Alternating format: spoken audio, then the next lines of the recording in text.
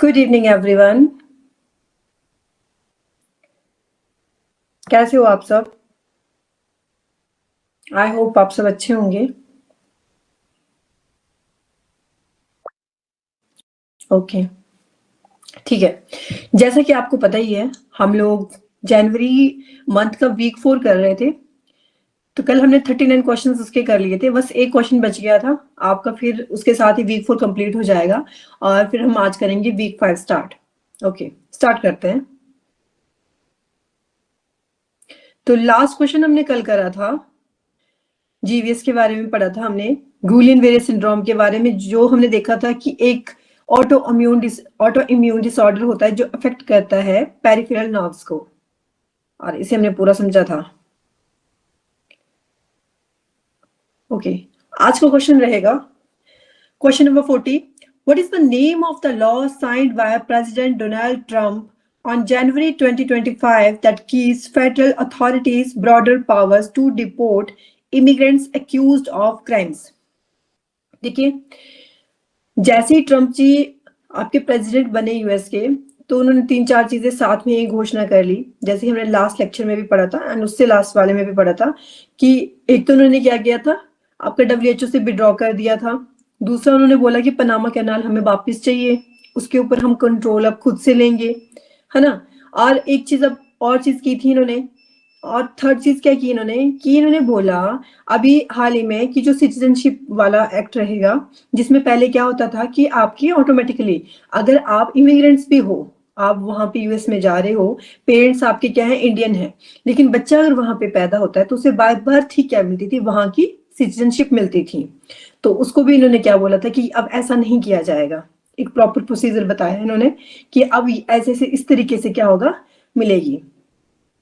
अब उसी से मिलता जुलता एक और क्वेश्चन आ गया आपका, वहीं से रिलेटेड, यूएस से ही रिलेटेड, कि उस लॉ का नाम बताइए जिसको साइन किया है प्रेसिडेंट डोनाल्ड ट्रंप ने, कब, अभी जनवरी 2025 में, जो क्या करता है, जो फेडरल अथॉरिटीज होती हैं उनकी पावर को वो और ज्यादा बढ़ा देता है, और बोलते हैं कि जो भी इमिग्रेंट्स हैं, जो दूसरी कंट्री से आके वहां पे बस गए हैं, अगर वो किसी तरीके का क्राइम करता है तो उनको जो भी डिपोर्ट करना है, कोई भी किसी तरीके की सजा देनी है, तो फेडरल अथॉरिटी की जो पावर है उसको उसमें और ब्रॉड कर दिया गया है, बढ़ा दिया गया है। तो वो कौन सा आपका लॉ है? तो 4 लॉ दिए हैं आपके पास यहाँ पे, इमिग्रेशन रिफॉर्म एक्ट, लेकिन rely act, border security act and align deportation act. तो इसका राइट आंसर है आपका लेकिन रिलाय एक्ट। तो ये एक्ट आया है आपका option B. President Trump signs the Lincoln-Rely Act into law. This law mandates the federal detention and deportation of illegal immigrants in the USA who are accused of theft, burglary, assaulting a law enforcement officer, and any crime that causes death or serious bodily injury. इस law के तहत क्या होगा, जो भी आपकी federal है उन्हें क्या कर दिया है, उनकी जो पावर्स है उसको बढ़ा दिया गया है। अगर किसी भी तरीके की जो आपके इलीगल इमिग्रेंट यूएस के अंदर आए हैं और वो किसी तरीके का क्राइम करते हैं, देखिए क्राइम भी को, सॉरी, ओहो, एक सेकंड देना मुझे।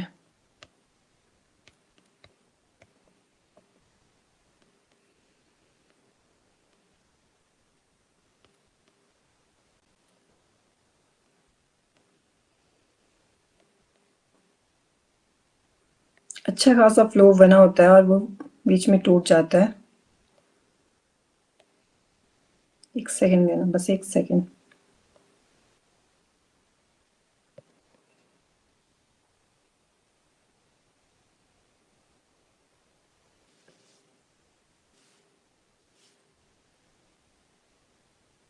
ओके, तो इसमें मैं आपको बता रही थी कि ये वाला जो लॉ आया है वहां पे, जो हाल ही में यूएस के प्रेसिडेंट ट्रंप जी ने साइन किया है, जिसका नाम है लेकिन रिलाय एक्ट, इसके तहत जो वहां की फेडरल कम्युनिटी है, आपकी जो फेडरल डिपार्टमेंट है, उनको क्या कर दिया, उनकी पावर बढ़ा दी गई है। अगर कोई किसी भी तरीके का इलीगल इमिग्रेंट यूएस के अंदर आता है तो उसको डिटेंशन करना या उसकी डिपोटेशन करना, तो वो किस तरीके से कर सकते हैं वो। लेकिन मान लीजिए वो किस केस में वो इलीगल माने जाते हैं या वो किस तरीके के काम करते हैं, एक्यूज होते हैं वो। लाइक अगर वो थेफ्ट है, वो चोरी करते हैं, बर्गलैरी। देखिए जो ये अलग अलग से जो वर्ड होते हैं ना, इनको थोड़ा सा आप अलग से लिख लिया करो, क्योंकि थोड़ा सा इंग्लिश का भी आपका साथ में हो जाता है। बर्गलैरी होता है आपका सेंध लगाना, जिसको हम लार्सेनी भी बोलते हैं। इसका आपका सिनोनिम होता है लार्सेनी भी, LARCENY। एंड थीवरी एक तरह की सेंध जो करते हैं उसको बोलते हैं बर्गलैरी। एंड असॉल्टिंग और law enforcement officer and any crime that causes death और सीरियस बॉडली इंजरी। अगर ये किसी तरीके की चोरी करते हैं, कोई सेंध लगाते हैं, या फिर इस तरीके से कोई क्राइम करते हैं जिससे किसी की डेथ हो जाती है या कोई सीरियस बॉडीली इंजरी हो जाती है, तो उसके तहत अब जो आपका जो फेडरल है उनको क्या कहते हैं, उनकी पावर बढ़ा दी गई है। वो अब अपने अकॉर्डिंग क्या कर सकते हैं, डिटेंशन। डिटेंशन होता है किसी को हिरासत में लेना या कैद में या नजरबंद करना, कस्टडी में लेना, है ना। और डेपोटेशन, उनको एक जगह से दूसरी जगह क्या कर सकते हैं, वो भेज सकते हैं। तो वो उसके लिए क्या कर दिए, इस एक्ट के तहत उनकी पावर बढ़ा दी गई है। ठीक है, जो भी आपकी फेडरल अथॉरिटी है। तो इसी के साथ आपका जनवरी का वीक 4 कंप्लीट होता है। कल ही हमारा ये लास्ट क्वेश्चन रह गया था, वो आज कंप्लीट हो गया। अब हम आज करेंगे वीक 5 स्टार्ट। वीक 5 में आपका जो सबसे पहला क्वेश्चन है, question number 1, who won the inaugural edition of the women's hockey India league 2024-25। 2024-25 का जो विमेन हॉकी इंडिया लीग है उसका जो इनऑगरल एडिशन है, इट मींस ये पहली बार होता है। अगर इनऑगरल एडिशन है मतलब कि फर्स्ट टाइम ये हुआ, और फर्स्ट टाइम ये किसने जीता, विमेन हॉकी इंडिया लीग। जैसे होता है ना IPL के मैचेस आजकल लगे हुए हैं, उसी तरीके से अब हॉकी का भी क्या होगा, विमेन का इंडिया लीग। तो 2024-25 में ये फर्स्ट एडिशन था, और ये जीता है आपका ओडिशा वॉरियर ने। और किसको हराया इन्होंने, JSW सुरमा हॉकी क्लब को।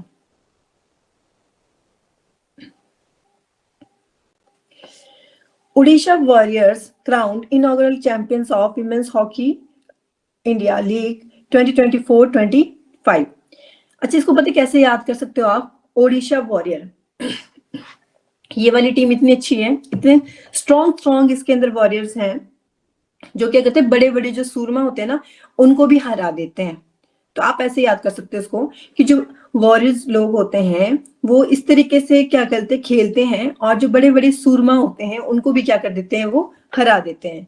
तो उसी तरीके से आपका लिंक करके आप इसका आंसर बना सकते हो, Odisha warriors clinching the title victory over JSW Soorma hockey club in the final. और ये हुआ कहाँ पे, देखो फर्स्ट टाइम हुआ है तो आपके लिए ये भी इंपॉर्टेंट है, यहाँ से आपका स्टैट का क्वेश्चन भी बन जाएगा कि ये फर्स्ट टाइम हुआ कहाँ पे।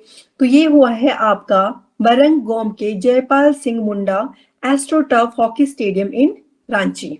जो मुंडा वर्ड आ गया ना, जैसे आपको पता है बिरसा मुंडा जी कहाँ से थे, झारखंड से थे। तो जो मरंगगोम की Jaipal Singh Munda astro turf hockey stadium है रांची के अंदर, वहां पे हुआ। अब इसमें जो प्लेयर ऑफ द टूर्नामेंट कौन रही, ये रही आपकी ज्योति, जो कि आपकी जो जिन्होंने लूज किया, रनर अप जो आपकी टीम रही, उनकी प्लेयर थी ये ज्योति, JSW सुरमा हॉकी क्लब की। ये रही प्लेयर ऑफ द टूर्नामेंट, ये है आपकी ज्योति रुमावत। Okay, next question. Nagova Jatra is primarily celebrated by which tribal community? Nagoa जात्रा इस प्राइमरली ये कौन सी कम्युनिटी के द्वारा सेलिब्रेट किया जाता है। नागोवा एक जात्रा है, आपकी फेस्टिवल है, और इसे मनाया जाता है गोंड ट्राइब के द्वारा। कौन सी ट्राइब के द्वारा, गोंड ट्राइब के द्वारा। Option A. 4 ट्राइब दी है, देखो आपके पास कौन ट्राइब दी है, संथाल ट्राइब दी है, भील ट्राइब दी है, मुंडा ट्राइब दी है। मुंडा ट्राइब सुनते ही आपने बिरसा मुंडा जी को याद कर लेना है ना। CNT एक्ट पढ़ा ही था हमने, छोटा नागपुर टीनेसी एक्ट पढ़ा था हमने, उन्हीं के ही जो एफर्ट्स थे उसकी वजह से उसका रिजल्ट देखने को मिला था हमें, छोटा नागपुर टीनेसी एक्ट। और उसके बाद जो आपकी संथाल ट्राइब है, संथाल ट्राइब से आप ऐसे याद कर सकते हो कि आपको पता है जो हमारे इस टाइम प्रेजेंट में हमारी जो राष्ट्रपति जी हैं श्रीमती द्रौपदी मुर्मू जी, वो कौन सी ट्राइब से बिलोंग करती हैं, तो वो बिलोंग करती हैं आपकी संथाल ट्राइब से। ठीक है, आंसर लेकिन इसका ये है, कंफ्यूज ना हो जाना। ओके, अब इसके बारे में समझते हैं। बहुत इंपॉर्टेंट फेस्टिवल है ये। Nagova Jatra is a tribal festival held in Keslapur village, Adilawar district, Telangana. Telangana के अंदर ये एक ट्राइबल फेस्टिवल होता है। तेलंगाना में भी पर्टिकुलरली कहाँ पे होता है? ये केसलापुर विलेज एक गांव है, अदिलाबाद डिस्ट्रिक्ट के अंदर। 28 फरवरी से 4 फरवरी के बीच में ये हुआ। इसमें पूजा जाता है जो नागोवा, जो सर्पेंट डेटी है, उनकी यहाँ पे ये क्या करते हैं? पूजा करते हैं। ये लाइन अपने आप में बहुत इंपॉर्टेंट है। It is the second biggest tribal carnival and celebrated by Medaram clan of Gond tribes for 10 days। Most important क्या बोल रहे हैं ये? इन्होंने बोला है कि ये सेकंड बिगेस्ट ट्राइबल कार्निवल है, मतलब जो आपकी ट्राइबल कम्युनिटी है, ट्राइबल कम्युनिटी के द्वारा मनाया जाने वाला दूसरा जो है सबसे बड़ा फेस्टिवल है। और इसे सेलिब्रेट किया जाता है गोंड ट्राइब का ही एक क्लैन है मेसाराम, उनके द्वारा मनाया जाता है। कितने दिन चलता है ये? 10 दिन चलता है। इसमें जो ट्राइबल पीपल होते हैं महाराष्ट्र से, छत्तीसगढ़ से, ओडिशा से, कर्नाटका से, झारखंड से, मध्य प्रदेश से, belonging to the Mesaram clan of Kon tribe offer prayers at the festival। Maharashtra, Chhattisgarh, Odisha, Karnataka, Jharkhand और एमपी, यहाँ पे आपके गौंड ट्राइब के जो मेजाराम क्लैन है या मेसाराम क्लैन है उसके लोग रहते हैं, तो वो इसको क्या करते हैं? सेलिब्रेट करते हैं। और इसमें क्या करते हैं? वो प्रार्थना करते हैं इस फेस्टिवल के अंदर। आपने जो याद रखना है, एक तो आपने ये क्लैन याद रखना है कि कौन सा है, मेजाराम क्लैन, एंड ट्राइब याद रखनी है, गौंड ट्राइब। और ये आपकी सिर्फ ऐसा नहीं है कि तेलंगाना में ही पाई जाती है, ये आपके मध्य प्रदेश, झारखंड, महाराष्ट्र, उड़ीसा, कर्नाटका में भी पाई जाती है। दूसरी चीज आपने याद रखनी है, डांस परफॉर्म किया जाता है जिसे बोलते हैं Gussadi dance. Gusari dance performance by dancers from the Gond tribe is a major special attraction of the event। और इस दौरान जो सबसे ज्यादा इंपॉर्टेंट चीज होती है, जो अट्रैक्शन का कारण बनती है, वो होता है गुसाड़ी डांस। तो ये भी आपने याद रखना है कि गुसाड़ी डांस कौन से ट्राइब से बिलोंग करता है? आपका गौंड ट्राइब से बिलोंग करता है ये। और जब आपकी नागोवा यात्रा होती है उस दौरान ये लोग उसको परफॉर्म करते हैं। तो इस पिक्चर को आप अच्छे से देख सकते हो, नाम से पता लग रहा होगा आपको नागोवा यात्रा, जिसमें भगवान नाग जी की ये पूजा करते हैं। जिस तरीके से आपको दिख रहा है यहाँ पे ये यात्रा, ये लोग जा रहे हैं, यात्रा कर रहे हैं। यात्रा का मतलब यात्रा ही होता है। और इस तरीके से ये लोग जाते हैं और जो अपने इष्ट देव होते हैं उनको क्या करते हैं? ये साथ में लेके जाते हैं। जैसे यहाँ पे देखो ऐसे, है ना, और अपने इष्ट देव जी को ये साथ में लेके जाते हैं और इस तरीके से पूरा का पूरा जो सेरेमनी होती है उसको परफॉर्म करते हैं। और जो लेडीज होंगी वो कुछ इस तरीके से लेके जाएंगी, अपना पूरा इसको परफॉर्म करेंगे। ये देखिए, और कुछ इस तरह से ये पूजा करेंगे। अब एक चीज आपने नोट डाउन की होगी, अभी अभी हमने ऊपर पढ़ा कि ये सेकंड बिगेस्ट ट्राइबल फेस्टिवल है इंडिया का। मतलब कि जो भारत के अंदर जो ट्राइबल कम्युनिटी रहती है उसका ये दूसरा सबसे बड़ा फेस्टिवल है। तो पहला कौन है? तो पहला है आपका मेधाराम यात्रा, नगोवा यात्रा है सेकंड नंबर पे। और भारत का सबसे बड़ा जो ट्राइबल फेस्टिवल है वो है मेधाराम यात्रा। इंपॉर्टेंट, और स्टैट वाला क्वेश्चन भी यहीं से बनेगा। आफ्टर द मेधाराम यात्रा, समक्का सारालामा यात्रा हेल्ड इन तेलंगाना इटसेल्फ। और ये भी मेजरली कहाँ का? आपका तेलंगाना के अंदर, ठीक है, मेधाराम यात्रा। अब इसके बारे में भी समझ लेते हैं। मेधाराम यात्रा commemorates the bravery of Samakka and Saralama tribal goddess who fought against injustice। Medharam यात्रा में क्या किया जाता है? कमेमोरेट किया जाता है जो समक्का एंड सारालामा है, उनकी जो ब्रेवरी थी, उनकी जो बहादुरी थी, उसके लिए क्या किया जाता है? उनको याद किया जाता है। और ये ट्राइबल गॉडेस मानी जाती हैं जिन्होंने क्या किया था? अन्याय के खिलाफ लड़ाई लड़ी थी। And it is a festival with no Vedic and Brahmanic influence की लाइन याद रखनी है कि ये एक ऐसा फेस्टिवल है जिसमें कोई वैदिक और ब्राह्मणिक इन्फ्लुएंस देखने को नहीं मिलती है। एंड समक्का सारालामा यात्रा और मेधाराम यात्रा is the largest tribal festival in India.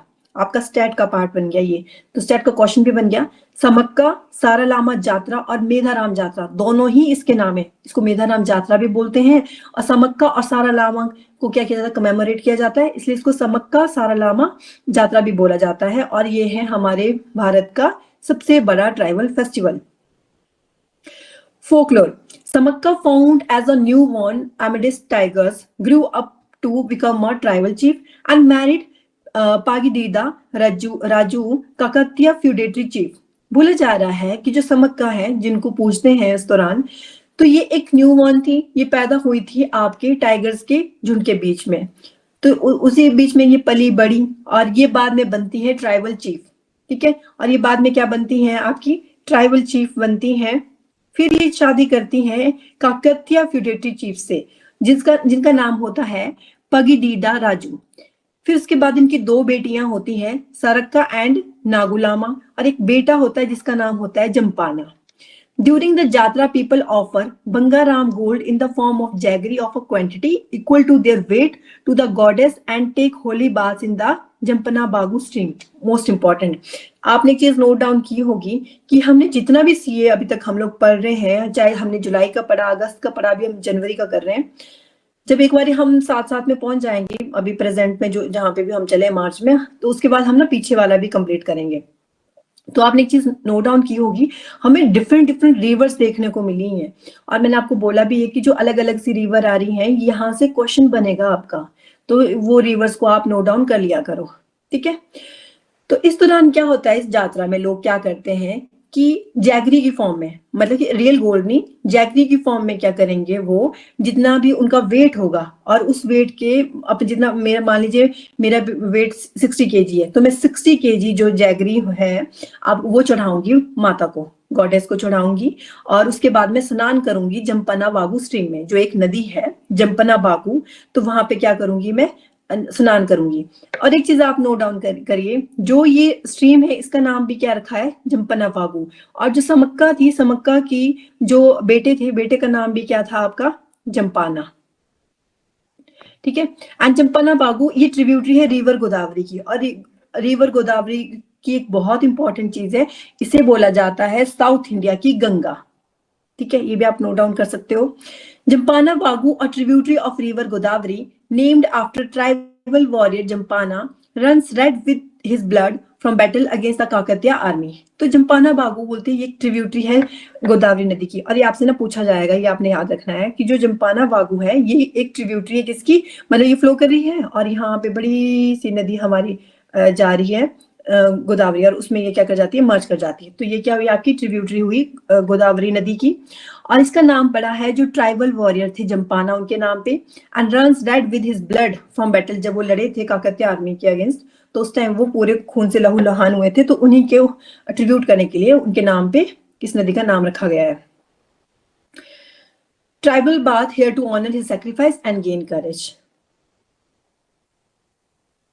बस इतना सा रखना है आपने याद, ओके। ये फोटोज जो होती है ना, जब आपको पीडीएफ मिलता है तो आप फोटोज को अच्छे से देखा कीजिए, क्योंकि उसके बाद क्या होता है, आपको लॉन्ग टाइम तक कोई भी चीज होती है वो क्या रहती है आपकी, रिटेन रहती है, याद रहती है आपको।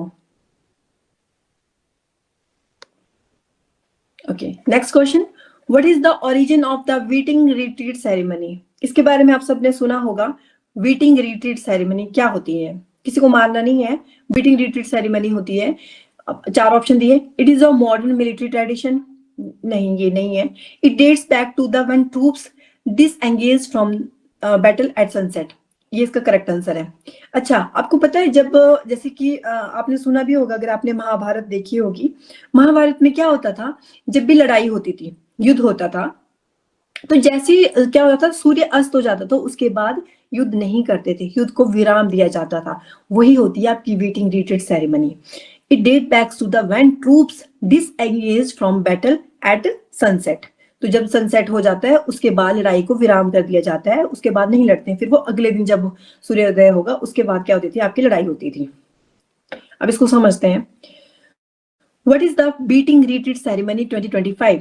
Beating retreat a centuries old military tradition, एक ये बहुत शताब्दी पुराना एक military tradition है, and it dates back from the days when troops disengaged from battle at sunset. Beating retreat is a ceremony that marks the end of Republic Day festivities in India. अब अभी थोड़ी ना कोई युद्ध हो रहा है, तो अभी हम इसको क्यों पढ़ रहे हैं, हम इसलिए पढ़ रहे हैं क्योंकि जब हमारा रिपब्लिक डे का पूरा फंक्शन आपका खत्म होता है, तो उसके बाद क्या होता है, बीटिंग रिट्रीट सेरेमनी होती है, जिसमें वो मतलब कि बोले अच्छा ठीक है अब हम इसको विराम करते हैं, क्लोजिंग हो रही है। तो बीटिंग रिट्रीट सेरेमनी जो आपको दिख भी रहा होगा यहाँ पे पूरा आपको जो परफॉर्म कर रहे हैं, ये बीटिंग रिट्रीट सेरेमनी को ही परफॉर्म कर रहे हैं, और ये क्या करते हैं, इस चीज को मार्क कर रहे हैं कि जो भी आपके रिपब्लिक डे फेस्टिविटीज थी वो अब आपको क्या होती है, उसको हम वो खत्म हो रही है, विराम दे रहे हैं। It is held on the evening of January 29, 3 days after Republic Day. 26 जनवरी को हमारा स्टार्ट हो जाता है ना, 26 जनवरी को हम रिपब्लिक डे मनाते हैं और उसके बाद 29 ऑफ जनवरी जब 3 दिन तक चलता है रिपब्लिक डे का विजय चौक न्यू दिल्ली के अंदर, तो उसके बाद हम क्या करते हैं 29 ऑफ जनवरी को हम क्या करते हैं beating retreat ceremony. The ceremony features a musical performance by the bands of Indian army, navy, air force, Delhi police and central armed police force. तो इसके अंदर प्रॉपर म्यूजिकल परफॉर्मेंस की जाती है जिसमें आपके इंडियन आर्मी के बैंड्स, नेवी के, एयरफोर्स के, दिल्ली पुलिस के, सीआरपीएफ के, है ना, जो कि सीआरपीएफ मतलब कि सीएपीएफ के अंदर जितनी भी आती है आपकी आईटीबीपी 7 आपकी सेंट्रल आर्म्ड पुलिस फोर्स होती है। मुझे लगता है अब तक तो आपको याद होगी क्योंकि हर दूसरे दिन हम पढ़ रहे हैं सीएपीएफ के बारे में। सीएपीएफ के अंदर क्या होती थी आपकी, हमने पढ़ी है कि उसके अंदर हमारी कितनी फोर्सेज आती हैं, 7 आर्म्ड फोर्सेज आती हैं। फिर मैंने आपको ये भी बताया था कि पहले इसका पैरामिलिट्री फोर्स नाम होता था, फिर बाद में इसको ड्रॉप कर दिया गया था, फिर इसका नाम रखा गया सेंट्रल आर्म्ड पुलिस फोर्स, जिसके अंदर हम पढ़ते हैं सबसे पुरानी कौन सी है आपकी, सबसे पुरानी है आपकी असम राइफल, है ना। फिर उसके बाद हमने आईटीबीपी और उसके बाद कौन सी है आपकी सीआरपीएफ है, सीआईएसएफ है, एसएसवी है। और ये भी आपने याद रखना है, इसको बार बार पढ़ना है और इन सब के डायरेक्टर जनरल आपने अच्छे से याद करने हैं। और ये भी ध्यान रखना है कि कौन सी फोर्स कहाँ पे आपकी डिप्लॉय होती है। फॉर एग्जाम्पल बीएसएफ भी इसके अंदर आती है, आपको पता है जहां पे भी इंडिया और पाकिस्तान का बॉर्डर है वहां पे बीएसएफ डिप्लॉय। और बीएसएफ आपकी बनी ही कब थी, जब इंडो पाक वॉर होता है 1965 में। ये मैंने आपको पिछली जो वीडियोस हैं उसमें आप अच्छे से देख सकते हो, अच्छे से मैंने आपको करंट अफेयर में समझाया था पूरा कि 1965 का जब वॉर हुआ था क्या रीजन था। वहां पे एक बहुत इंपॉर्टेंट क्या आया था आपका, ऑपरेशन जिब्राल्टर किया था पाकिस्तान की आर्मी ने, और फिर उसका हमने जवाब दिया था। फिर आपका 1960 मतलब शुरुआत किसने की थी, 1965 का जो वॉर हुआ था इंडिया और पाकिस्तान के बीच में, वो शुरुआत हुई थी पाकिस्तान की तरफ से। उन्होंने जे एंड के अंदर एंटर होने की कोशिश की थी और ऑपरेशन जिब्राल्टर चलाया था, फिर हमने उसका जवाब दिया था उनको।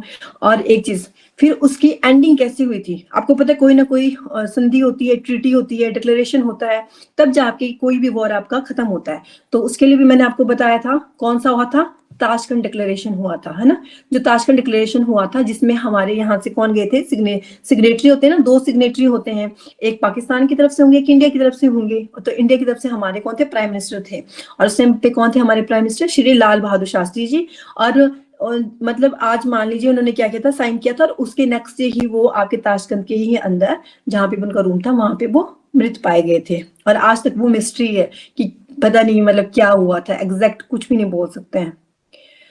Okay, the ceremony is presided over by the president of India who is the supreme commander of the armed forces. ये डायरेक्ट क्वेश्चन आता है पॉलिटी में आपका, आपको पता होना चाहिए कि जो आपकी हमारी जितनी भी जो आर्म्ड फोर्सेज होती हैं उसके जो हेड होते हैं, उसके जो सुप्रीम कमांडर होते हैं वो कौन होते हैं, वो होते हैं आपके प्रेसिडेंट, ठीक है। और उनके द्वारा ही सेरेमनी क्या की जाती है, पूरी प्रिसाइड की जाती है। और एक चीज आपको ये भी पता ही होगा कि जो प्रेसिडेंट होते हैं वो हमारे देश के कैसे होते हैं, नॉमिनल हेड होते हैं। रियल हेड कौन होते हैं हमारे देश के, रियल हेड होते हैं हमारे प्रधानमंत्री जी। The beating retreat ceremony in India was first held in 1950s during the state visit of Queen Elizabeth and Prince Philip. तो ये सबसे पहली बारी कब हुई थी भारत के अंदर आपकी बीटिंग रिट्रीट सेरेमनी, ये हुई थी जब हमने first time Republic day celebrate किया 1950 में। और उस दौरान हम आपको पता है कि हर बारी होता है जब भी हम क्या करते हैं रिपब्लिक डे सेलिब्रेट करते हैं तो हम किसी ना किसी को क्या करते हैं, अपना चीफ गेस्ट बुलाते हैं। तो आपके लिए मेरा क्वेश्चन है, वैसे तो हम पढ़ेंगे इसको, लेकिन आपके लिए मेरा क्वेश्चन है कि आप मुझे बताओगे कि इस बारी 2025 के अंदर जब हमने रिपब्लिक डे सेलिब्रेट किया तो हमारे चीफ गेस्ट कौन थे, किसी कंट्री से ही बुलाए थे हमने, अब आपने मुझे बताना है कि वो कौन थे। The beating retreat ceremony India में जब पहली बार हुई थी 1950 में, तो उस दौरान यहाँ पे कौन आए थे स्टेट विजिट पे, क्वीन एलिजाबेथ आई थी एंड प्रिंस फिलिप, ठीक है, ये भी पूछा जाता है तो ये भी आपने याद रखना है। Since then, the ceremony has become an annual event to pay tribute to the valor and sacrifice of the Indian Armed Forces. जो भी हमारे इंडियन आर्म्ड फोर्सेज है उनके जो पराक्रम, वेलर होता है पराक्रम, हम वेलर डे भी मनाते हैं ना, कब मनाते हैं हम 23 ऑफ जनवरी को मनाते हैं। क्यों मनाते हैं, क्योंकि उस दिन बर्थडे होता है हमारे श्री सुभाष चंद्र बोस जी का, तो इसलिए हम उनको उनके बर्थडे को कमेमोरेट करने के लिए हम मनाते हैं 23 ऑफ जनवरी को वेलर डे, जिसको पराक्रम दिवस बोलते हैं। तो जो भी हमारी इंडियन आर्म्ड फोर्सेस हैं, उनका जो पराक्रम है और उनकी जो सेक्रीफाइस को याद करने के लिए, तो उनके लिए ये सेरेमनी क्या करती है, एक प्रॉपर से उसमें हम उनको क्या करते हैं, ट्रिब्यूट देते हैं through this ceremony. The principal conductor in 2025 was commander Manoj Sebastian. Most important, ये आपने याद करने हैं कि इस दौरान जो प्रिंसिपल कंडक्टर कौन थे आपके इस पूरी रिट्रीट सेरेमनी के, तो वो थे आपके commander Manoj Sebastian. Okay, next question. Consider the following statements regarding international custom day. International custom day, देखिए 25 जनवरी को क्या होता है आपका, अच्छा कुछ डेज होते हैं, मैं उसको फिर आपको ना कोरिलेट करके उसकी ट्रिक्स बताऊंगी, पहले इसको बताती हूँ आपको। तो इंटरनेशनल कस्टम डे क्या होता है, इंटरनेशनल कस्टम डे से रिलेटेड उन्होंने कुछ आपके पास स्टेटमेंट दी है। पहली स्टेटमेंट दी है कि इसे हम 26 जनवरी को एनुअली ऑब्जर्व करते हैं, बिल्कुल सही है। दूसरा, the theme for 2025 is customs delivering on its commitment to efficiency, security and prosperity. तो ये स्टेटमेंट भी बिल्कुल करेक्ट है आपकी, कि थीम याद रखनी है आपने, क्योंकि ये डे ना अपने आप में इंपॉर्टेंट है। एक तो ये डे आपका 26 ऑफ जनवरी को होता है, ये भी करेक्ट है। दूसरा, इसकी थीम क्या रही आपकी, customs delivering on its commitment to efficiency, security and prosperity. तो इन तीनों ही चीजों को ये क्या करता है, डिलीवर करता है। ये स्टेटमेंट भी बिल्कुल करेक्ट है, तो थीम भी आपने याद रखनी है इसकी। नेक्स्ट है, the inaugural session of the custom cooperation council was held in Paris, France. जो इसका बोलते हैं जो फर्स्ट सेशन हुआ था, वो हुआ था इसका पेरिस, फ्रांस के अंदर। तो ये वाली स्टेटमेंट है आपकी गलत, तो वो पेरिस, फ्रांस के अंदर नहीं हुआ था, तो ये स्टेटमेंट आपकी गलत है। Okay, dedicated to the united efforts of customs to support people and business. तो उसके लिए हम लोग मनाते हैं हर साल 26 जनवरी को कस्टम डे। 26 जनवरी को ही हम रिपब्लिक डे भी सेलिब्रेट करते हैं। एंड थीम क्या रही इसकी, custom delivering on its commitment to efficiency, security and prosperity. और इसको जो इंस्टीट्यूट किसके द्वारा किया गया था, वर्ल्ड कस्टम ऑर्गेनाइजेशन के द्वारा। The WCO originally known as the custom cooperation council. जो आपका वर्ल्ड कस्टम ऑर्गेनाइजेशन है, इसको ओरिजिनली किस नाम से जाना जाता था, इसे ओरिजिनली जाना जाता था आपके कस्टम कोऑपरेशन काउंसिल के नाम से। और ये कब एस्टेब्लिश हुआ था आपका, 1952 में। और इसका जो इनॉग्रल सेशन था वो पेरिस, फ्रांस में नहीं हुआ था, वो हुआ था आपका ब्रुसेल, बेल्जियम में। कब हुआ था, 26 ऑफ जनवरी 1953 को। Next question, which of the following cities have received international accreditation as wetland cities under the Ramsar convention. Ramsar convention भी न्यूज में आने लग पड़ी है अब, मतलब कि ये क्वेश्चन आपका यहां से पक्का है। तो रामसर वेटलैंड के बारे में हमने थोड़ा सा पढ़ा भी था पिछले कल।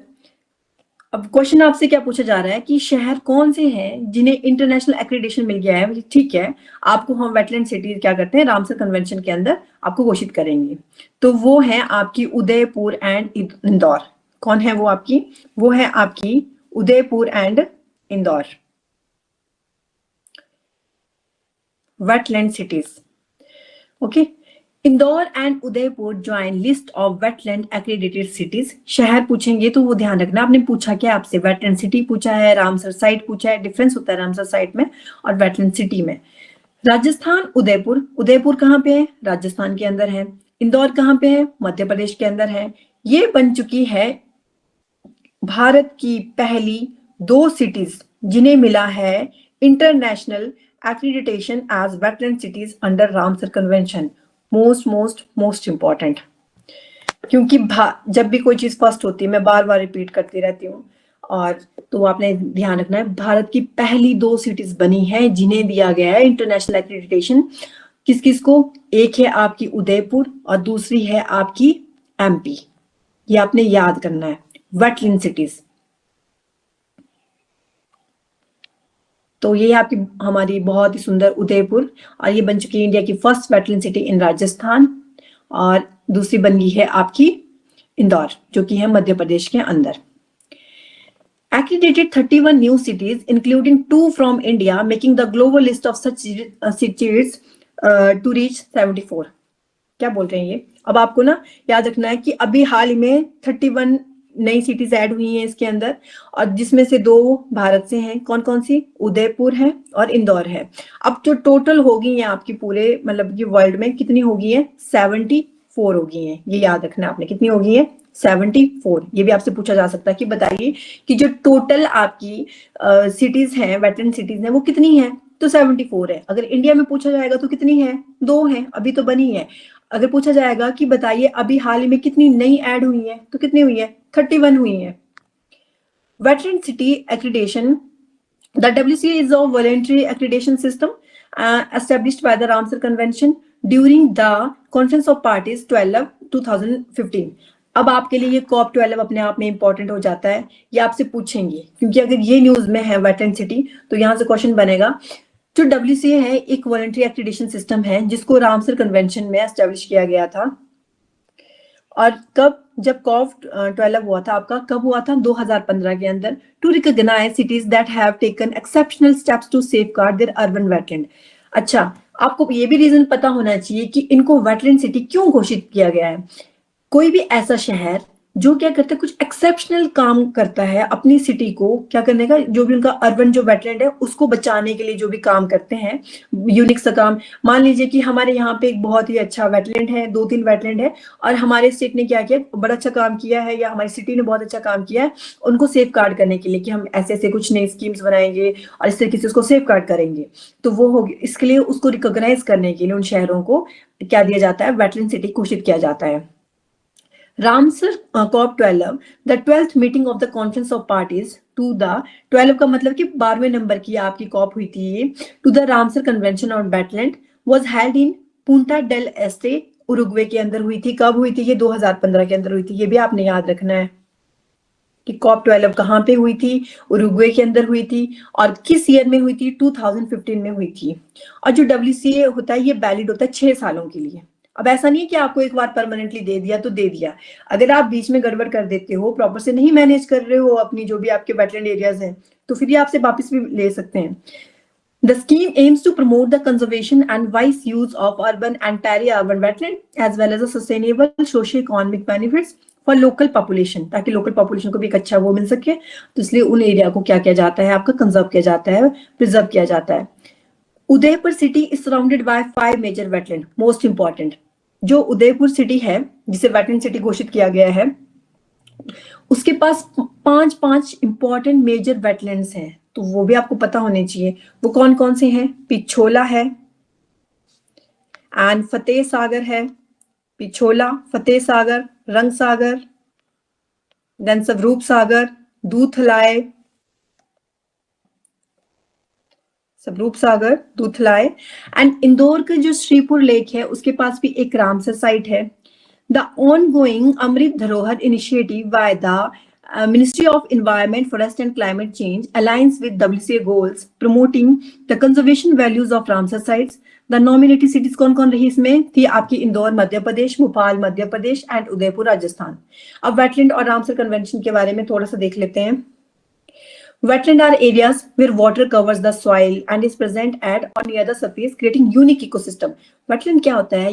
ये वाला जो रामसर कन्वेंशन और वेटलैंड वाला टॉपिक है, ये ना हर एक एग्जाम का मतलब कि जो भी एग्जाम उसका फेवरेट मतलब पार्ट होता है ये। तो जो वेटलैंड होते हैं ये वो एरियाज होते हैं जहां पे वाटर क्या कवर कर रहा है, सॉइल को, और वो प्रेजेंट है किसी सरफेस के नजदीक और एक यूनिक इकोसिस्टम वो तैयार कर रहा है। वहां पे या तो कोई स्पेशल डिफरेंट मतलब कि अलग तरह की कोई ना कोई वहां पे हो सकता है वैरायटी रहती है, प्लांट की हो सकती है, या फिर किसी बर्ड की कोई स्पीशीज रहती है, या फिर किसी एनिमल की स्पीशीज को वो क्या कर रहा है, वो इकोसिस्टम प्रिजर्व कर रहा है। तो उन एरिया को घोषित किया जाता है एंड वो एरिया वेटलैंड के अंदर आते हैं। नमी वाला एरिया होता है। The Ramsar convention formally known as the convention on wetland. जो रामसर कन्वेंशन है इससे पहले जाना जाता था, मोस्ट इंपॉर्टेंट, इससे पहले जाना जाता था कन्वेंशन ऑन वेटलैंड के नाम से। The Ramsar convention formally known as the convention on wetlands, it is an international treaty established in 1971 in the Iranian city of Ramsar. तो मैंने आपको कल भी बताया था कि इसका नाम रामसर क्यों पड़ा था। सिंपल सी बात है, ईरान के अंदर एक शहर है जिसका नाम है रामसर, और वहां पे ये कन्वेंशन हुआ था, तब से इसका नाम पड़ गया रामसर कन्वेंशन। और भारत ने इसे कब ज्वाइन किया था, मोस्ट इंपॉर्टेंट, 1982 में।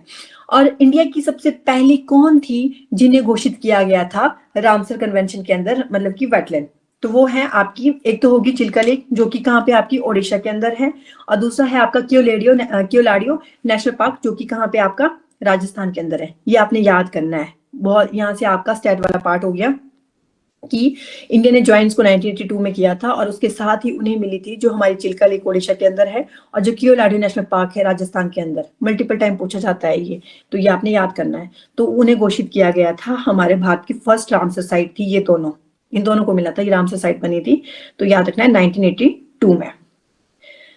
ओके अच्छा, मैंने आपको कल बताया था कि अगर हम अभी मार्च में हैं तो मार्च 2025 के अकॉर्डिंग अभी प्रेजेंट में इंडिया के अंदर टोटल कितनी रामसर साइट है? अगर किसी को पता है तो बता दो। 89। हाँ जी बिल्कुल सही, 89 है। ठीक है, तो 89 रामसर साइट्स हैं और उसमें से भी जो इंडिया की सबसे बड़ी लार्जर रामसर साइट है वो कौन है? कोई आइडिया लगा सकते हो आप? मैं एक हिंट देती हूँ आपके लिए इसके लिए। वो दुनिया का सबसे बड़ा डेल्टा बनता है वहां पे और बनाती है हमारी गंगा और ब्रह्मपुत्र मिलके, फिर जो बांग्लादेश में जब दोनों मिलती है तो मेघना के नाम। सुंदरवन, बिल्कुल सही। ठीक है, तो सुंदरवन वेटलैंड जो है आपका वेस्ट बंगाल के अंदर, वो है आपका लार्जेस्ट, आपकी सबसे बड़ी रामसर साइट है वो। ठीक है, इंडिया के अंदर। ओके और जो उदयपुर है, उदयपुर को ना एक बहुत फेमस नाम भी आपको पता है कि निकनेम्स भी होते हैं, तो इसको सिटी ऑफ लेक्स के नाम से जाना जाता है। लिख सकते हो आप अगर आपने लिखना है, उदयपुर को सिटी ऑफ लेक्स के नाम से भी जाना जाता है। Who won the men's single title at the 2025 Australian open? अगर आपको याद होगा 2024 के अंदर भी यही जीते थे ऑस्ट्रेलियन ओपन। जब हमने जुलाई का करंट अफेयर किया था तो वहां पे मैंने आपको बताया था कि इन्होंने ना बहुत बड़ा पाप कर दिया इसको जीत के ऑस्ट्रेलियन ओपन को, क्योंकि इन्होंने बहुत बड़े खिलाड़ी को हराया था उस वक्त पे। और अभी इन्होंने दोबारा से पाप कर दिया है और इटली से हैं ये। पाप को इंग्लिश में क्या बोलते हैं? सिन। तो इसका राइट आंसर हो गया आपका जैनिक सिनर। ठीक है, तो जैनिक सिनर ने Australian open, Jannik Sinner and Madison की वॉन सिंगल टाइटल। मेल की कैटेगरी में जीता है जैनिक सिनर ने, ये फोटो आप अच्छे से देख सकते हो, ये है जैनिक सिनर। और ये कौन सी कंट्री से बिलोंग करते हैं? ये है इटली से। और जो फीमेल की कैटेगरी में किसने जीता है सिंगल का टाइटल? ये जीता है मेडिसन की ने। और जो ऑस्ट्रेलियन ओपन है ये किसका आपका टूर्नामेंट होता है? टेनिस का। तो आपसे ऐसे भी पूछा जा सकता है। देखो दो तीन तरह से ना यहाँ से क्वेश्चन फ्रेम होता है। या तो आपको पूछा जाएगा कि बताइए जैनिक सिनर जिन्होंने हाल ही में ऑस्ट्रेलियन ओपन जीता, बताइए वो कौन सी कंट्री से बिलोंग करते हैं? तो आपने याद रखना है वो इटली से बिलोंग करते हैं। अगर पूछा जाएगा मेडिसन की कि वो क्या खेलती हैं, तो आपने बताना है कि वो टेनिस खेलती हैं और उन्होंने अभी हाल ही में क्या किया है, आपको ऑस्ट्रेलियन ओपन टाइटल जीता है। अब इन्होंने हराया किसको, ये भी होता है, तो वो याद रखना है आपने कि इन्होंने डिफीट किया है जैनिक सिनर ने अलेक्जेंडर ज्वेरेव को। तो इन्होंने किसको डिफीट किया है? अलेक्जेंडर ज्वेरेव को। और ये कहां से हैं? इटली से हैं। जुलाई वाले में मैंने आपको बहुत अच्छे से बताया था, अगर आपको याद होगा, कि 4 तरह की होती हैं। ऑस्ट्रेलियन ओपन होता है, फ्रेंच ओपन होता है, विंबलडन ओपन होता है और यूएस ओपन होता है। और स्टार्टिंग में ही जो जनवरी में होता है आपका, वो कौन सा होता है? ऑस्ट्रेलियन ओपन होता है। और ये 4 तरह के ग्रैंड स्लैम होते हैं जो आपके खेले जाते हैं, है ना।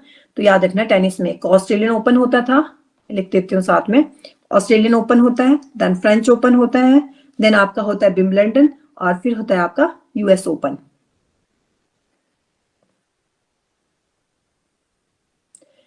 जैनिक Sinner continue to occupy the number 1 spot in the latest ATP ranking, और एटीपी रैंकिंग में भी नंबर 1 पे रहे हैं ये। And Madison Keys of the US, Madison Keys कहां से है ये यूएस से हैं। और इन्होंने वीमेन सिंगल टाइटल में क्या किया? ऑस्ट्रेलियन ओपन टाइटल जीता है।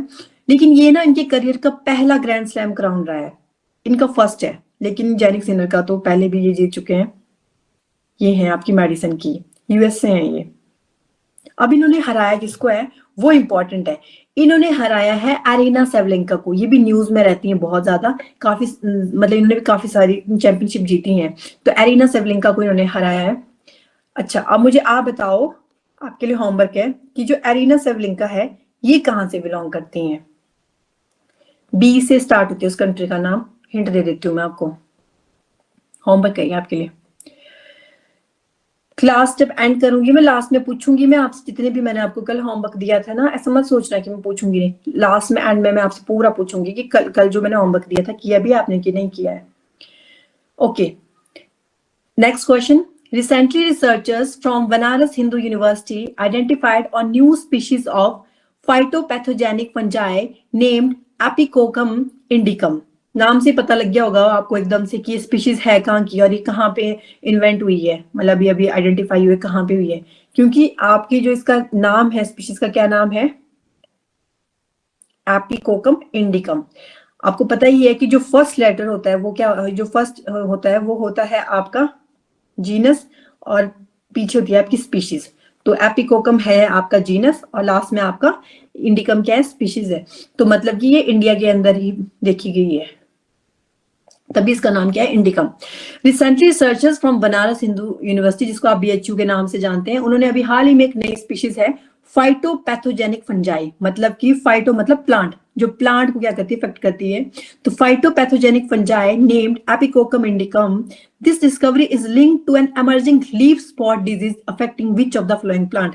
नाम से ही पता लग गया हमें कि जी ये तो प्लांट को करती है, क्योंकि नाम इतना बड़ा बड़ा लिख दिया इन्होंने, फाइटोपैथोजेनिक प्लांट, सॉरी फंजाई, एक तो फंजाई है, ऊपर से फाइटोपैथोजेनिक, मतलब कि फाइटो मीन्स प्लांट। तो ये है आपका खश, जिसको खश के नाम से जानते हैं, या फिर बेटीवर। तो इसके जो आपके लीफ होते हैं उसको क्या करती है, ये अफेक्ट करती है। तो इसका राइट आंसर हो गया आपका ऑप्शन ए, वन ओनली।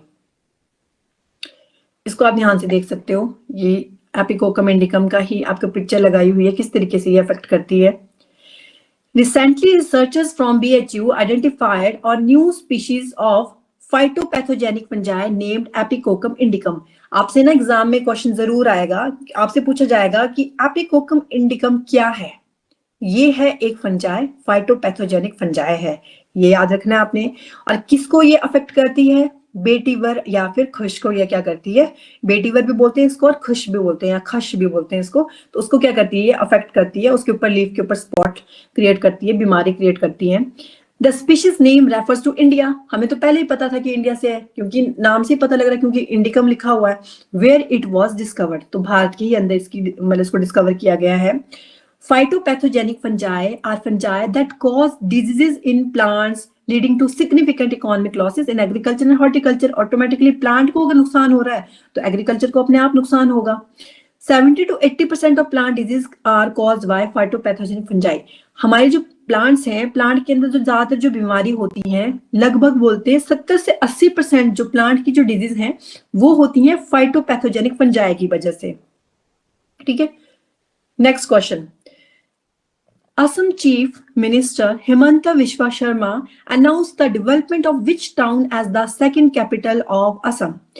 तो आपसे पूछा जा रहा है, जो असम के जो मुख्यमंत्री जी हैं हिमंता विश्वा शर्मा जी, उन्होंने अनाउंस किया है कि असम के ही अंदर अब एक और कैपिटल बनाएंगे। तो वो कौन सी है आपकी, उसको भी वो डेवलप करने की उन्होंने घोषणा की है। तो वो है आपका डिब्रूगढ़। डिब्रूगढ़ अपने आप में बहुत इंपॉर्टेंट है। तो डिब्रूगढ़ को अब ये क्या बनाएंगे, सेकंड कैपिटल बनाएंगे। अच्छा, अब मुझे आप बताओ असम की कैपिटल इन एक्चुअल अभी कौन सी है, किसी को भी पता है तो बता दो।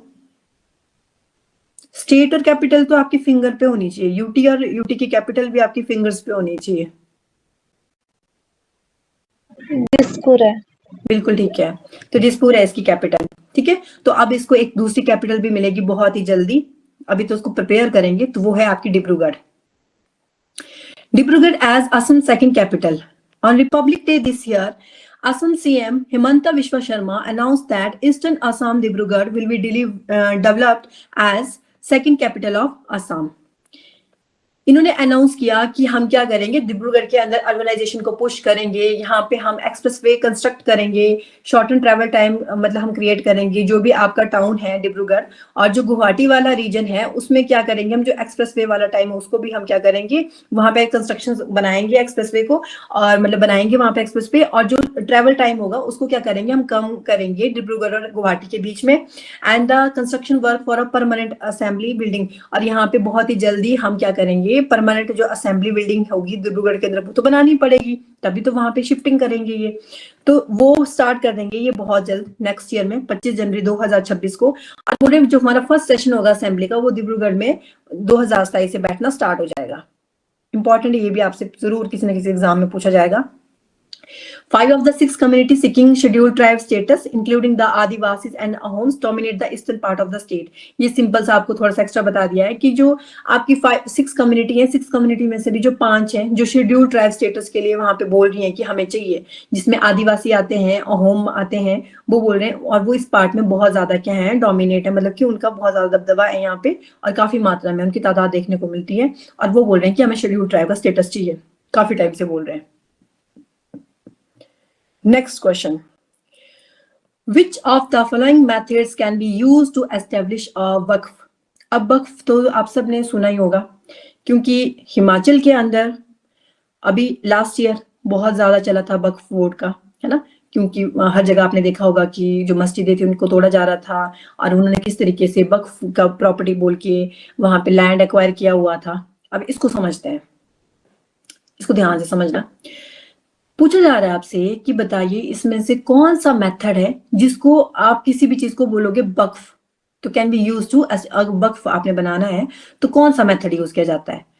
Only through a legal document signed by the government, गलत है ये। Through a written deed, legal instrument और ओरली, ये स्टेटमेंट बिल्कुल करेक्ट है, तो आपका ऑप्शन बी होता है सही। फॉर एग्जाम्पल, मेरे पास है प्रॉपर्टी, मेरे पास है लैंड एरिया, मैंने ऐसे ही बोल दिया, मैं मान लीजिए मैं मुस्लिम हूं और मैंने बोला कि ये जो मेरा लैंड है मैं इसको वक्फ करती हूँ, बस इतना ही बोलना है, मैंने बोल दिया, मैंने ओरली बोला ना, मैंने मुंह से रिटर्न थोड़ी ना दिया। मेरी मर्जी है, मैं ओरली बोल सकती हूँ या लीगल इंस्ट्रूमेंट के थ्रू कर सकती हूँ या रिटर्न डीड के थ्रू भी कर सकती हूँ। जैसे ही मैंने बोल दिया वक्फ, तो फिर उसके ऊपर क्या करेगा, वहां पे फिर कुछ भी हो सकता है, वहां पे मस्जिद बन सकती है, वहां पे मदरसा, कुछ भी बन सकता है, और आपका मतलब कि मुस्लिम धर्म का कुछ भी वहां पे कोई भी काम वहां पे हो सकता है, तो वो प्रॉपर्टी क्या होगी, वो उनकी हो जाएगी। फिर उसके लिए क्या चाहिए, आपको वक्फ बोर्ड बनाना पड़ता है, तो वक्फ बोर्ड होता है उसके लिए, तो वो हो जाती है फिर वक्फ बोर्ड की प्रॉपर्टी। तो 2-3 तरीके होते हैं जिससे किसी भी चीज को, प्रॉपर्टी को आप वक्फ बोल देते हो, वक्फ मतलब आप घोषित कर सकते हो, by written deed, legal instrument and orally. JPC adopt amended Waqf bill, opposition slams its provision as unconstitutional.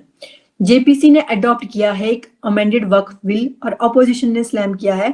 Opposition ने बोला, जो हमारी अभी पार्टी है प्रेजेंट में, तो उन्होंने वक्फ बिल को अभी अमेंड किया है, हमारी जो सेंट्रल गवर्नमेंट है मोदी जी की, उन्होंने अमेंड किया है, लेकिन जो हमारे ऑपोजिशन वाले हैं उन्होंने बोला कि ये तो भाई अनकॉन्स्टिट्यूशनल है, संविधान के अगेंस्ट है, ये जो प्रोविजन आप दे रहे हो ये अनकॉन्स्टिट्यूशनल है।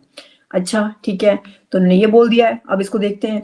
जेपीसी मतलब ज्वाइंट कमेटी ऑफ पार्लियामेंट, आपकी पार्लियामेंट की जो ज्वाइंट कमेटी है,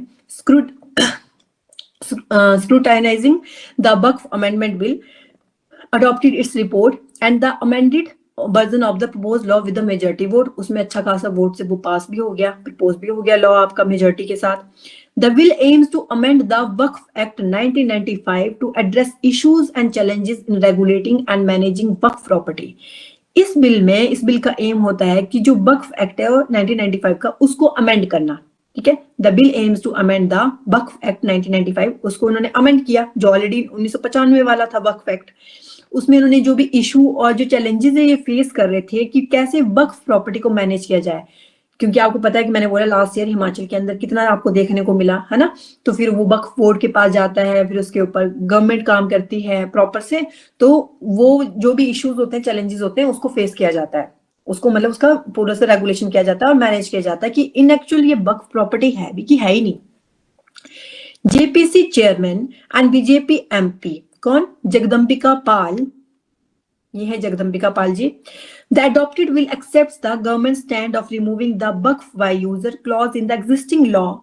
No cases will be reopened against such properties on a retrospective basis provided these are not in dispute or belong to the government. तो किसी तरीके की government से belong नहीं करते हैं, बोलते इससे का जो डिस्प्यूट आ रहा है यहाँ पे, और इसमें जो प्रोविजन है to omit the Waqf by user definition or now of a Waqf property will be with prospective effect. Simple सा है। इसमें क्या किया है, इन्होंने बोला है कि एक तो वक्फ बोर्ड होगा ना, उसको थोड़ा हम एक्सटेंड कर रहे हैं, मतलब पहले उसमें से होते थे आपके मुस्लिम ही होते थे, तो बोला कि ये बड़ा हो गया, अब इसमें हम थोड़ा सा चेंज कर रहे हैं ताकि एक प्रॉपर से क्या हो सके, इंश्योरेंस मिल सके और एक अच्छे से मतलब कि न्यायबद्ध तरीके से काम हो सके। तो बोला सबसे पहले तो हम क्या कर रहे हैं, वक्फ बोर्ड के अंदर हम इंक्लूड करेंगे नॉन मुस्लिम्स को भी, सिर्फ मुस्लिम ही रहेंगे इसके अंदर। दूसरा, हम इसमें वीमेन की पार्टिसिपेशन भी करेंगे, वीमेन्स भी हम इसमें डालेंगे। तो it has also endorse the government's move to include non Muslim in Waqf board, saying they can be beneficiaries, party of dispute, हो सकता है वो बेनिफिशरीज हो, वो पार्टी ऑफ डिस्प्यूट्स भी, पार्टी टू डिस्प्यूट्स भी हो सकते हैं, और otherwise interested in Waqf matter, या भी जो भी वक्फ मैटर में इंटरेस्टेड होते हैं। द वक्फ अमेंडमेंट बिल 2024, उसमें रेफर किया गया कि जो ज्वाइंट पार्लियामेंट्री कमेटी है आपकी, अगस्त 8 2024 के, उसके बाद ही हुआ था, जब ये थोड़ा हो गया था ना आपका, उसके बाद इसके ऊपर काम करना ज्यादा जोरों पे आ गया। And following it's introduction the Lok Sabha, और किसके द्वारा किया गया था इसको, इसका इंट्रोडक्शन, ये इंपॉर्टेंट है, ये आपने ध्यान रखना है कि किसके द्वारा किया गया था। किरण रिजिजू जी के द्वारा किया गया था। कब किया गया था? 8 अगस्त 2024 को लोकसभा के अंदर उन्होंने इसको फिर इंट्रोड्यूस किया था इस बिल को। फिर अब वक्फ प्रॉपर्टी होती क्या है? वक्फ प्रॉपर्टी होती है जब कोई भी मुस्लिम डोनेट करता है फॉर अ स्पेसिफिक रिलीजियस, किसी भी स्पेसिफिक रिलीजियस के लिए वो चैरिटी कर रहा है या कर रहा है कि हाँ ठीक है मैं अपनी प्रॉपर्टी दे रहा हूँ। Ownership of the property is considered to belong to God, भगवान के नाम पे दे दीजिए। While its benefits are directed to the specified purposes, फिर उसके जो बेनिफिट भी होंगे वो क्या होंगे? स्पेसिफाइड पर्पसेस के लिए होंगे। Establishment, A Waqf can be establish through a written deed, legal instrument और ओनली। ये लाइन आपने याद रखनी है। देखो सब कुछ याद नहीं रखना है आपने कुछ चीजें याद रखनी है। मैं इसको डिटेल में इसलिए करवा रही हूँ ताकि आपको थोड़ा मतलब कि समझ सको। याद करने का ऐसा नहीं आपने सारा याद करना है, बस आपके आम जिंदगी के लिए भी हमें पता होना चाहिए, हमारे जनरल नॉलेज के लिए। Use and permanence of property में be recognise as waqf if it has been used for religious or charitable purposes over an extended period and once declared Waqf the property status is permanent or irreversible। अगर एक बार कोई भी property, देखो ये line important है कि जब एक बार डिक्लेयर हो गया ना ये वक्फ है, तो जो वो प्रॉपर्टी स्टेटस होता है वो परमानेंट और इरिवर्सिबल होता है, मतलब वो परमानेंट होगी फिर वो वक्फ प्रॉपर्टी, उसको आप दोबारा से फिर रिवर्स करके वक्फ प्रॉपर्टी से हटा नहीं सकते हो, इरिवर्सिबल होता है। ठीक है।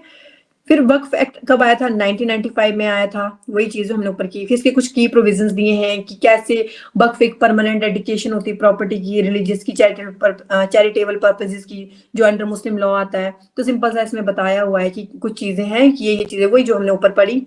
फिर है वक्फ अमेंडमेंट बिल 2024, इतना याद रखना है आपने कि कब ये लोकसभा के अंदर इंट्रोड्यूस हुआ था, 8 अगस्त 2024 को, और किसके द्वारा किया गया था? हमारे किरण रिजिजू जी के द्वारा किया गया था, जिसमें इसको रिपील करने की बात की थी कि जो मुसलमान वक्फ बिल है 2024, उसमें क्या किया? रिपील किया था, उसमें थोड़े चेंजेस लाए गए थे। आपको मैंने अभी भी बताया उसमें क्या किया था, हमने इंक्लूड कर दिया कि नॉन मुस्लिम भी होंगे, विमेन्स भी होंगी उसके अंदर। तो ये था आपका वक्फ। और यहाँ पे थोड़ा सा वक्फ अमेंडमेंट बिल 2024 के प्रोविजन की चेंजेस दिए हुए हैं, जैसे कि waqf can be found by declaration से, या recognition of long term use, endowment, when succession and, जब सक्सेशन खत्म हो जाता है तो उसके बाद ही चला जाता है उनको। Only practising Muslim for at least 5 years can declare Waqf with ownership of the property being mandatory. फिर गवर्नमेंट प्रॉपर्टी के बारे में बोला है। एक चीज अब यहाँ पे आपने याद करनी है कि अब वो प्रॉपर्टी इन एक्चुअल है भी वक्फ की कि नहीं है, ये क्या होगा? जो स्टेट बताएगा। स्टेट ने किसको बोल दिया है? स्टेट ने ये जो राइट दे दिया है डीसी को दे दिया है कि डीसी बताएंगे अगर कोई डिस्प्यूटेड एरिया है, डिस्प्यूटेड केस चला हुआ है, वो फाइनली अपना वो बताएंगे और वो आइडेंटिफाई करेंगे क्या ये रियलिटी में वक्फ की प्रॉपर्टी है कि नहीं है, वो पूरा उसको प्रॉपर चेक करेंगे। तो ये आपने याद रखना है। And Waqf property determination, the Waqf boards power to determine Waqf property is removed, और वक्फ सर्वे किया जाता है, सेंट्रल वक्फ काउंसिल बनाई जाएगी। तो इस तरह से पूरा का पूरा ये सर्वे करेंगे, फिर जाके डिक्लेयर करेंगे कि इन एक्चुअल इज इट है ये या नहीं है। तो सेंट्रल वक्फ काउंसिल 2 नॉन मुस्लिम मेंबर्स अब इसमें ऐड कर दिए गए हैं, एमपीज, जजेस, ये भी इंपॉर्टेंट है, इसको भी आप लर्न कर सकते हो कि सेंट्रल वक्फ काउंसिल के अंदर कौन कौन होंगे। 2 नॉन मुस्लिम मेंबर्स इसमें ऐड कर दिए गए हैं।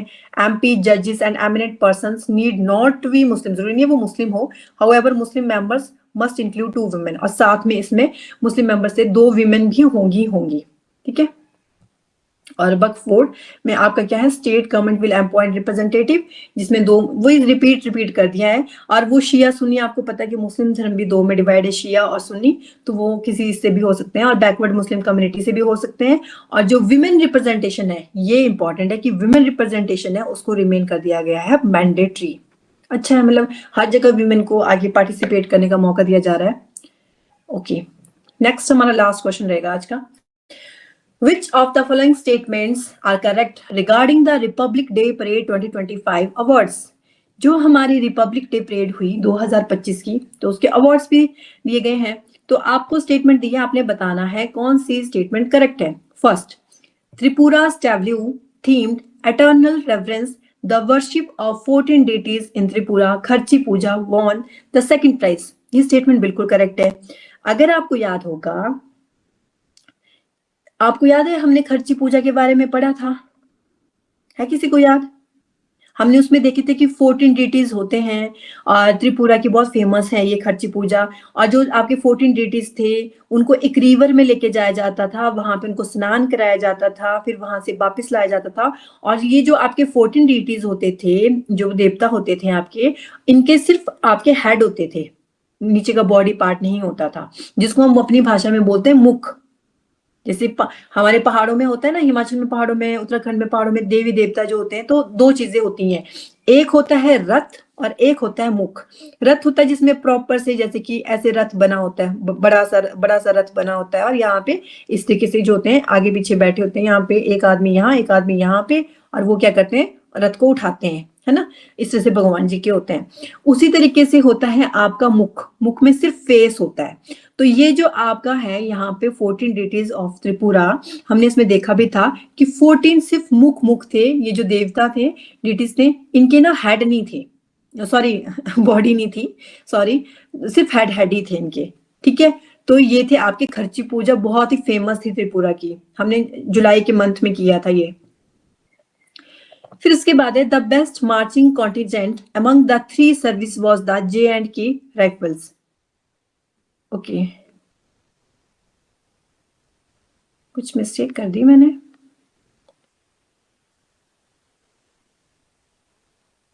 Tripura tableau themed eternal reverence the worship of 14 deities in Tripura Kharchi Puja won the second prize. The best marching contingent among the 3 service was the Jammu and Kashmir Rifle. जो आपका best जो marching contingent रहा आपका 3 service के अंदर, वो रहा Jammu and Kashmir की राइफल्स। इसको पहले मैं डिटेल में देखती हूँ, फिर मैं क्वेश्चन पे रिपीट मतलब वापस आऊंगी। Best W award in Republic day parade 2025, The Ministry of Tribal Affairs has been awarded the best tableau. tableau होता है झांकी, ये जो दिख रही है ना आपको, ये tableau होता है। tableau मतलब झांकी जो निकालते हैं ना। The Ministry of Tribal Affairs has been awarded the best tableau from Central Ministry departments based on the theme जनजातीय गौरव वर्ष। ठीक है, थीम क्या रही? जनजातीय गौरव वर्ष। And commemorating the 150th birth anniversary year of Bhagwan Birsa मुंडा। मैं बहुत बारी आपको बता चुकी हूँ भगवान बिरसा मुंडा जी के बारे में। एक आपके ट्राइबल कम्युनिटी के लोग इनको भगवान मुंडा ट्राइब वाले इनको बहुत पूछते हैं, और इनके नाम पे हम जनजातीय गौरव दिवस भी मनाते हैं 15 नवंबर को। ठीक है, 15 नवंबर को हम हर साल क्या करते हैं, जनजातीय गौरव दिवस भी मनाते हैं। और CNT एक्ट भी हमने पढ़ा था कि छोटा नागपुर टेनेसी एक्ट आया था इन्हीं की एफर्ट्स की वजह से। तो और ये आपके गुरिल्ला वॉरफेयर में बहुत एक्सपर्ट थे। जो भी ट्राइबल कम्युनिटी है ना, वो गुरिल्ला वॉरफेयर में बहुत एक्सपर्ट होती थी। और गुरिल्ला वॉरफेयर की जो आपकी नींव रखी थी, किसने रखी थी? छत्रपति शिवाजी महाराज जी ने। तो the ministry of tribal affair वो नहीं थे, लेकिन ट्राइबल कम्युनिटी से, ये इसमें थोड़ा कंफ्यूज मत हो जाना, ठीक है। तो बोले जो आपका जो ट्राइबल अफेयर मिनिस्ट्री है हमारी, उनका जो टेब्ल्यू है उसको बेस्ट टेब्ल्यू बोला गया है। किसके द्वारा? सेंट्रल मिनिस्ट्री डिपार्टमेंट के द्वारा।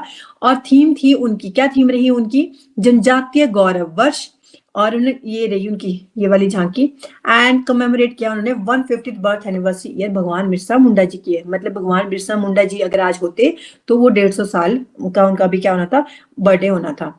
द सेंट्रल थीम जल जंगल जमीन। सेंट्रल थीम क्या थी? जल जंगल जमीन। आपको पता है कि जो ट्राइबल कम्युनिटी है इनका ये नारा भी है, जल जंगल और जमीन। इसी के तो ये बात करते हैं कि अगर आप जंगलों में आके बड़ी बड़ी इंडस्ट्रीज बना दोगे, हमारी जमीन खा जाओगे, हमारा जल खा जाओगे, तो ट्रिपल जे है इनका, ये याद रखना आपने, बहुत ज्यादा इंपॉर्टेंट है, आपको पता होना चाहिए। इनका ये अपनी मतलब जो आपकी ट्राइबल कम्युनिटी है उनका ना अपना एक नारा भी है, जल जंगल जमीन। वो बोलते हैं हम लड़ाई किसकी कर रहे हैं? जल जंगल जमीन की कर रहे हैं। आप लोग क्या कर रहे हो? हमारी जमीनों पे आके इसको क्या कर रहे हो? हड़प रहे हो। Top 3 tableaux from state and UT. First रहा आपका यूपी का टेब्ल्यू। अब ना 2 चीजें याद रखना, इसमें आपको जो टेब्ल्यू होंगे 2 चीजों में देखने को मिलेंगे। एक होगा जो पॉपुलर कैटेगरी में होगा, एक होगा जो मतलब कि लोग जिसको चूज करके नंबर 1 पे रखेंगे, नंबर 2 पे, नंबर 3 पे रखेंगे, और एक होगा जो गवर्नमेंट के थ्रू रखा जाएगा। तो top 3 tableau from state and UT. First number पे रहा आपका उत्तर प्रदेश का टैब्लू। थीम क्या थी? थीम क्या हो सकती है? अभी महाकुंभ ही तो हुआ वहां पे, बहुत ही फेमस, तो थीम भी वही रही आपकी, महाकुंभ 2025, स्वर्णिम भारत विरासत और विकास। और ये बहुत ही सुंदर सा टैब्लू उनका है। और सेकंड नंबर पे रहा आपका त्रिपुरा का tableau, the eternal reverence the worship of 14 deities in Tripura Kharchi Puja. अब आते हैं क्वेश्चन पे वापस। तभी मैंने बोला कि ऐसा नहीं हो सकता है कि मैंने गलत बोला हो, तो ये आपका जो ऑप्शन है ना, ये गलत है। आंसर जो दिया है इन्होंने ऑप्शन बी, ये गलत है, क्योंकि जो आपका ये है सेकंड प्राइज इसको मिला, अभी अभी हमने नीचे देखा, तो आपका इसका आंसर बनेगा सी, ऑप्शन सी। इसको करेक्ट कर लेना है ना। तो इसका राइट आंसर रहेगा बोथ 1 एंड 2, ये होगा इसका राइट आंसर, ये गलत है। ओके, तो नंबर 1 पे रहा आपका यूपी का टैब्लू। अच्छा, कुछ गड़बड़ तो नहीं की है मैंने कहीं?